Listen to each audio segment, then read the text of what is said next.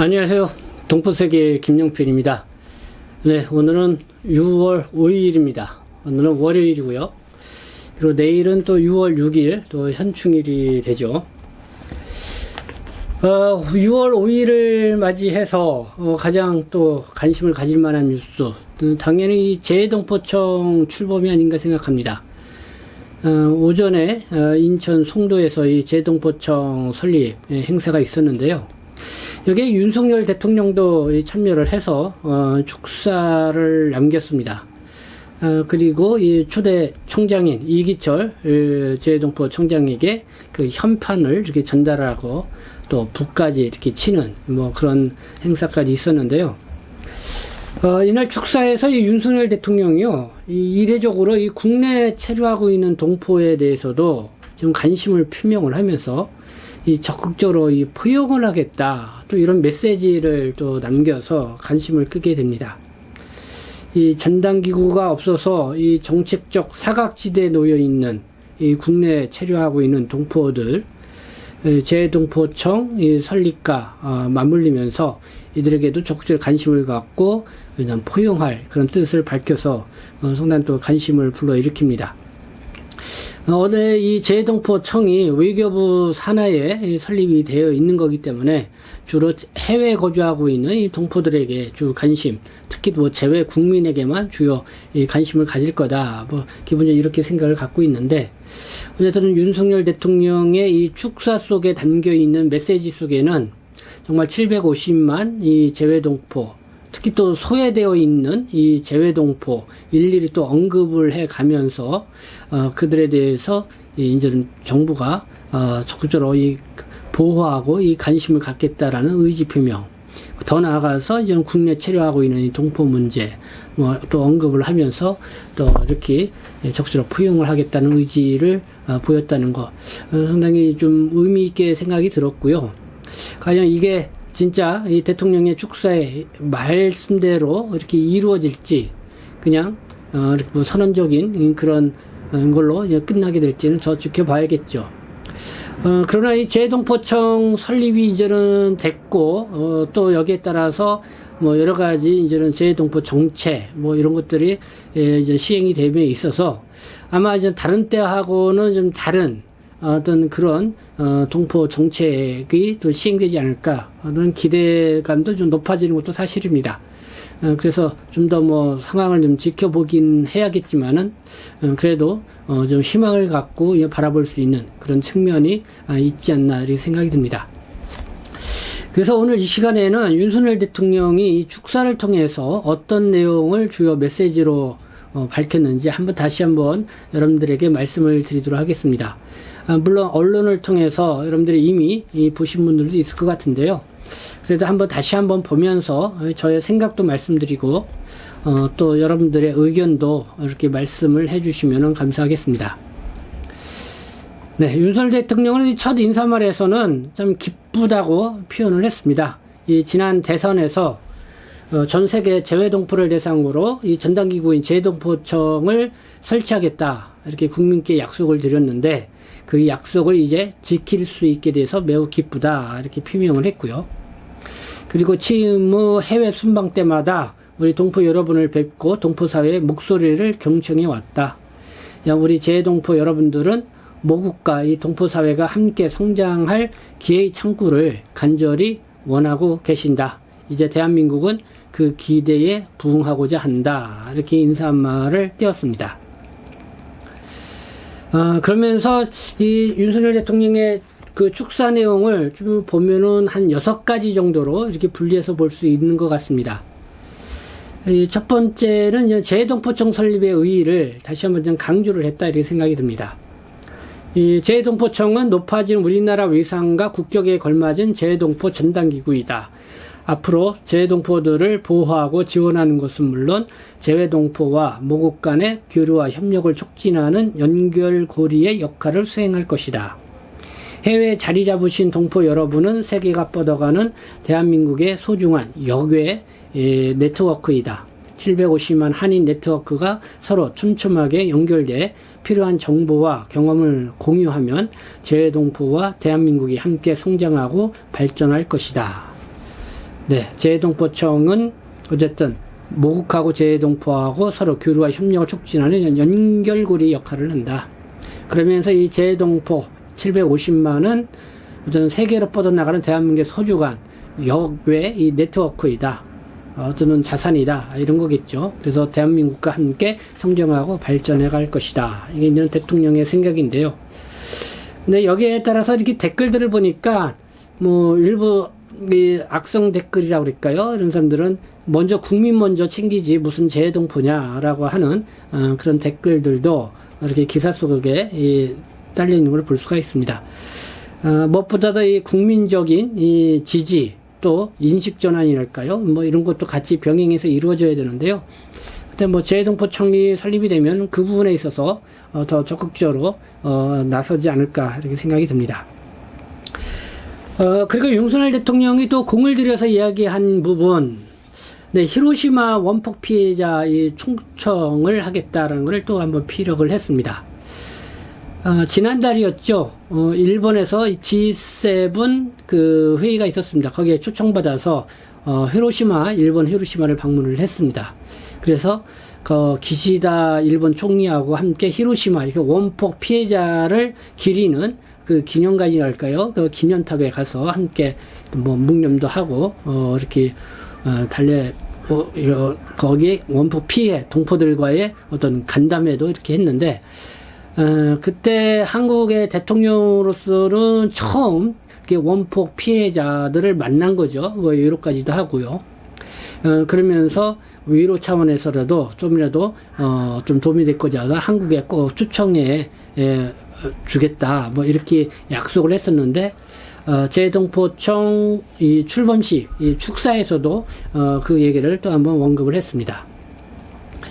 네, 피폭당한 지 78년이라는 시간이 흐르는 동안 이분들이 고통과 슬픔을 겪는 현장을 고국이 함께하지 못했다. 조만간 원폭 피해 동포를 초청해 조금이나마 위안을 드리고자 한다. 네, 이렇게 또 언급을 했습니다.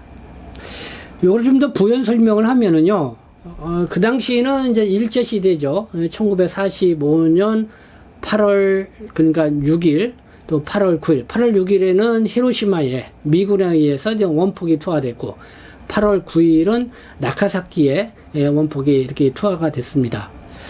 그 당시에 히로시마하고 나가사키에는 한국에서, 그러니까 이때는 조선 땅에서 징용으로 이렇게 동원돼서 간 조선인들이 상당히 많았습니다. 그 당시에 기록을 보면은 한 20만 명 정도 된다고 합니다. 그래서 히로시마 쪽에는 한 14만 명, 그리고 이 나가사키에는 한 3만 명 정도 이렇게 된다고 합니다.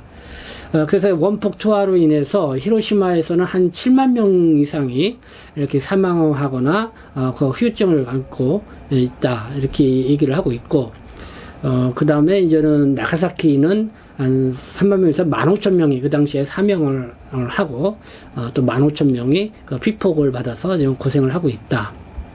그러나 히로시마도 한 7만 명이라고 하는데, 이 당시에 이제 3만 5천 명이 바로 원폭 투하로 사망을 했고 3만 5천 명이 피폭으로 고생을 하고 됐다. 뭐 이런 얘기입니다.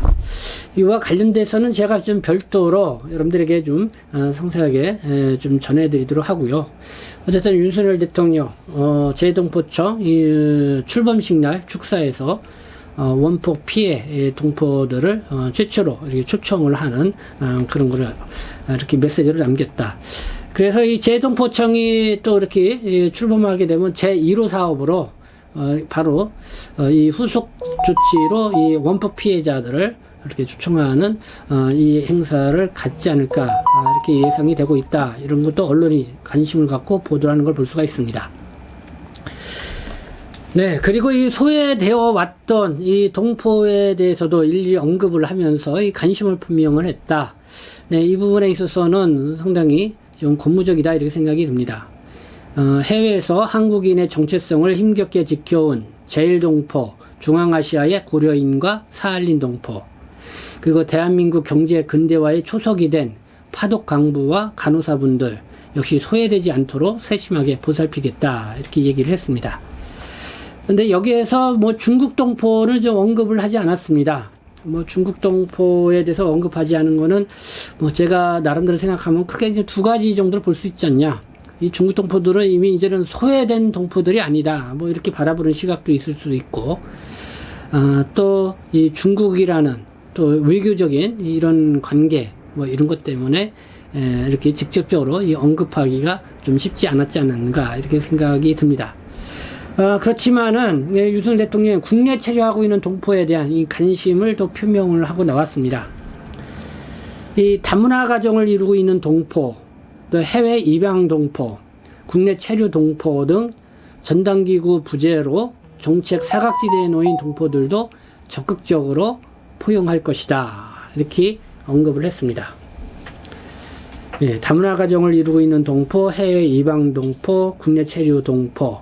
네, 여기에는 뭐 중국 동포들이 거의 뭐 70만, 거의 80만 가까이 해당이 되는 그런 상황이죠. 재동포청이 외교부 산하에 설치되기 때문에 뭐 국내 체류하고 있는 동포에 대해서는 얼마나 관심을 갖겠냐. 좀 약간 좀 회의적인 그런 측면도 있었습니다. 아마 요거는 좀 법무부 쪽하고 여러 가지 다각적으로 아마 이제 협의를 거쳐서 이 국내 체류하고 있는 동포 정책에 있어서도 뭔가 좀 전향적이고 좀 더 발전적인 그런 정책 방안이 이제 나오지 않겠는가, 뭐 이런 기대를 좀 가져보게 됩니다. 좀 이런 부분은 뭐 우리가 좀 더 이렇게 보죠. 보면은 좀 많이 이 국내 체류가 있는 동포뿐만 아니라 여러 가지 동포 관련 활동하는 이런 단체에 대한 관심들도 있지 않겠나 이렇게 기대를 해봅니다. 다섯 번째로는요, 이 차세대 동포, 그러니까 동포 2세, 3세라고 볼 수가 있죠. 국내에서 이주를 해서 나가는 이 자녀 세대들, 이들은 뭐 정체성도 좀 많이 흐려지기도 하고, 또 한국어도 많이 좀 잃어버린 세대, 이런 게 있죠. 그래서 더 이 차세대에 대한 관심을 가져야 된다라고 하는 그런 요구가 많이 나오고 있는데, 어쨌든 이런 차세대 동포들을 위한 한국어 교육, 그리고 모국 방문 지원, 뭐 이런 부분을 좀 언급을 했습니다. 그러니까 2세, 3세 동포들이 한국인의 자부심을 갖고 정체성을 계승할 수 있도록 우수한 한국어 교육을 제공하고 한국을 방문해 체험할 수 있는 프로그램을 제공할 것이다. 이렇게 얘기를 했습니다. 여기서 좀 덧붙여서 좀 말씀을 드리고 싶은 거는, 국내에 이미 들어와 있는 이 차세대 동포들에 대한 관심도 좀 가질 필요가 있다. 지금 뭐 20대 이하의 이 차세대 동포들, 이 한국어 교육이 잘 안 돼서 이 학교 생활 적응이 어렵다, 이런 얘기들이 많이 나옵니다. 그러니까 쉽게 말해서 중도 있고 청소년들 문제죠.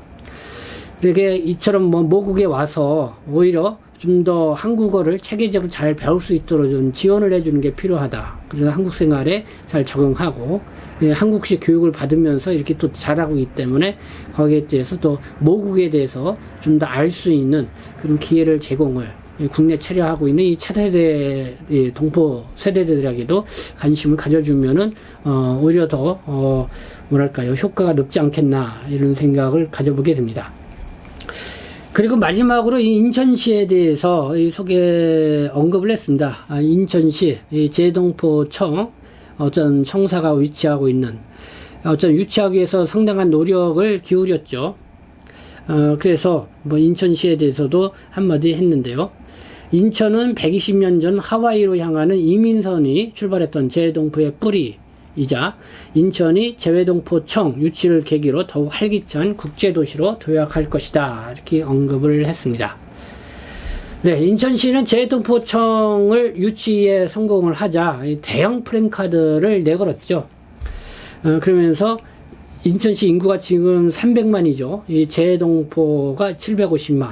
그러니까 이제 인천시는 둘 합쳐서 이 1000만 시대 이 글로벌 네트워크의 중심, 이 인천시를 만들어가겠다고 하는 그런 플랜카드를 내걸어서 상당히 인상 깊게 제가 또 보고 여러분들에게 소개를 해드린 바가 있습니다. 네, 오늘은 이렇게 재동포청 출범과 맞물려서 이 대통령의 이 축사, 어떤 내용이 있는지 그 내용을 좀 함께 생각해보는 그런 방송으로 여러분들에게 인사를 드렸습니다. 네, 여러분들도 여기에 대해서 많은 의견 또 주시면 감사하겠습니다. 네, 지금까지 시청해 주셔서 감사합니다. 저는 동포세계심 대표 변육장 김용필이었습니다.